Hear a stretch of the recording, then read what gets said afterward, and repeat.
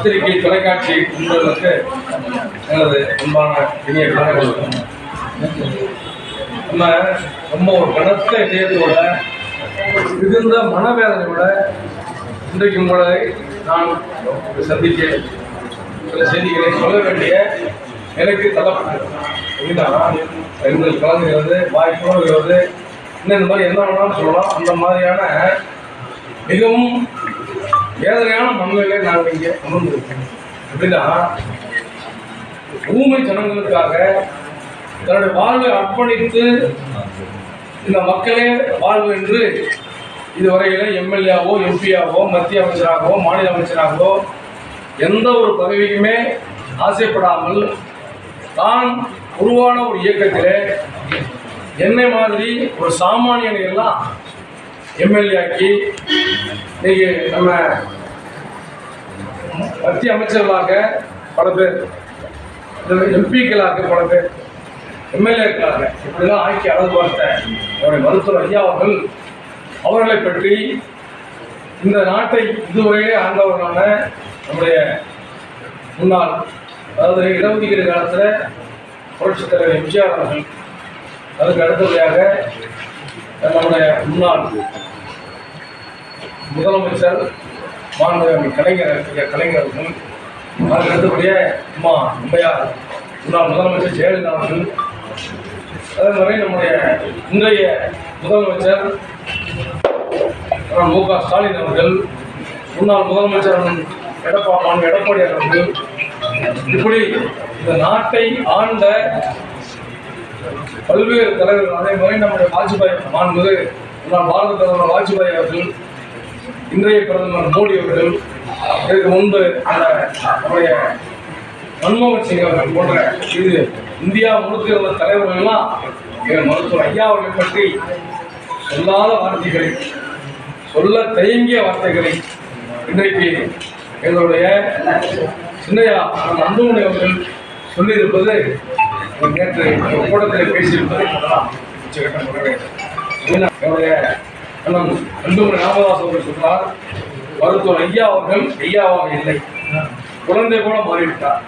இதுவரையிலே மருத்துவர் ஐயா அவர்கள் சொல்லுகிறத அனைத்து கட்சியை சேர்ந்தவர்கள் செய்த பணம். இன்றைக்கு தான் முதலிலே மருத்துவர் ஐயா அவர்கள் மீது குற்றம் சொல்லப்பட்டது. நான் இன்னொன்று சொல்றேன், இந்த குற்றம் சொல்லப்பட்டது எனக்குலாம் நான் பாட்டாளி மக்கள் கட்சியோட இணை பொதுச் செயலாளர் பேச விரும்பினேன். பாட்டாளி மக்கள் எம்எல்ஏவாக பேச விரும்பினேன். ஏன் நான் மருத்துவர் ஐயா அவர்கள் 36 ஆண்டுகளாக அவர் அடியை பற்றி அரசியலே தெரியாத ஒரு ஆசிரியர் குடும்பத்திலிருந்து என்னையும் ஒரு மனிதனாக்கி தலைவராக்கி இன்றைக்கு சட்டமன்ற உறுப்பினராகி அழகு பார்த்திருக்கிற ஐயா அவர்களுக்கு பற்றி பிரிவு ஏற்படும் பொழுது பார்த்து ஐயாவை அவமானப்படுத்துகிறேன்னு சொல்லி பாட்டாளி வர்க்கத்தை அவமானப்படுத்துகிறாங்க. இன்னைக்கு பாட்டாளி மக்கள் கட்சி என்ற ஒரு இயக்கத்தை மருத்துவர் ஐயா அவங்க 80ஆம் வருஷம் அந்நிய சங்கத்தில் போகணும். 1980 68 எங்க சென்னையா அந்த அன்புமணி பிறகுறாரு. அப்போ பிறந்து அந்நிய சங்கம் துவங்கும்போது அவர் வயசு 12 வயசு. பாட்டாளி மக்கள் கட்சி ஒரு இயக்கத்தை ஐயா அவர் துவங்கும்போது அவருக்கு 21 வயசு. இப்படி இந்த கட்சி துவங்குவதற்கு முழு காரணம் ஐயா. நீங்க இன்னைக்கு இருக்கிற கட்சி திமுக அதிமுக மற்ற கட்சியெல்லாம் பார்த்தீங்கன்னா அதுல ஒரு தாய் இயக்கம், அந்த கட்சியிலாம் தாய் இயக்கம் யாருன்னா தந்தை பெரியாருடைய திராவிட கழகம். ஆனா பாட்டாளி மக்கள் கட்சிக்கு தாய் இயக்கம் தெரியுமா? தாய் இயக்கம் ஒரு தாய் தான். யார் அந்த தாய்? எங்க மருத்துவர் ஐயா தான். எங்க மருத்துவர் ஐயா அவர்களே சுயம்புவாக பெற்றெடுத்த குழந்தை தான் பாட்டாளி. மருத்துவர் ஐயா அவர்களோடு யாரெல்லாம் இணைகிறோமோ எங்களை முகநூலிலே காக்குவதற்காக ஒரு கூட்டம் தயாராக இருக்கிறது. முகநூலும் தயாரா, இவன் ரவுடி, இவன் முடிச்சு வைக்கி, இவன் நடிக, இவன் மனம் மாறி திறமை, இந்த மாதிரி நேற்றோட நான் நல்லவர்கள். இன்றைக்கு நம்ம மருத்துவர் ஐயா தான் எங்க தலைவர். அதற்கு அடுத்தபடியே நீங்க தான் தலைவர். இந்த மாற்றம் இல்லை.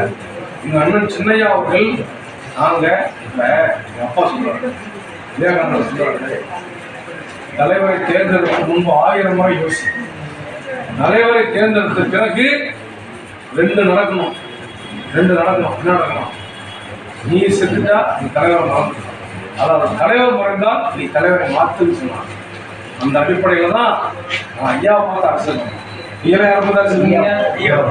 ஐயாவை பார்த்து மாவட்ட செயல்பாடுகள் அரசியல் பண்ணாங்க. இவர்கள் இன்னைக்கு நாங்கள் இன்னைக்கும் சொல்லுகிறோம், பாட்டாளி முதல் வேட்பாளர் எங்க அண்ணா நீங்க தான். ஐயா பார்த்து சொல்ல மாட்டார், கோபத்தில் சொல்றாரு நீங்க தான். இன்னைக்கு 15 வருஷமா இந்த கட்சி நீங்க தான்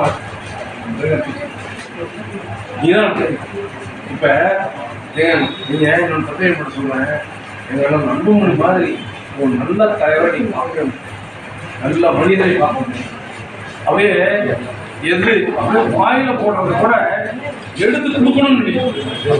மருத்துவர் ஐயா அவர்கள் தமிழ்நாட்டில் அவருக்கு அவருடைய கால் படாத இடம் 96,000 கிராமங்கள், 96,000 கிராமங்களிலே அவர் கால்படாத கிராமங்கள் 96,000 கிராமங்களுக்கு போயிருக்கிறார். 45 ஆண்டுகளாக உழைத்துக் கொண்டிருக்கிறார். நீங்க இந்த வன்னியர் சங்கம் கொடி போடணும், கலசம் போடணும், மாம்பழ சங்கம் போடணும், யாருக்கு உருவாக்குறது ஐயாவுடைய தனிப்பட்ட சிந்தனைகள் உருவானதான்.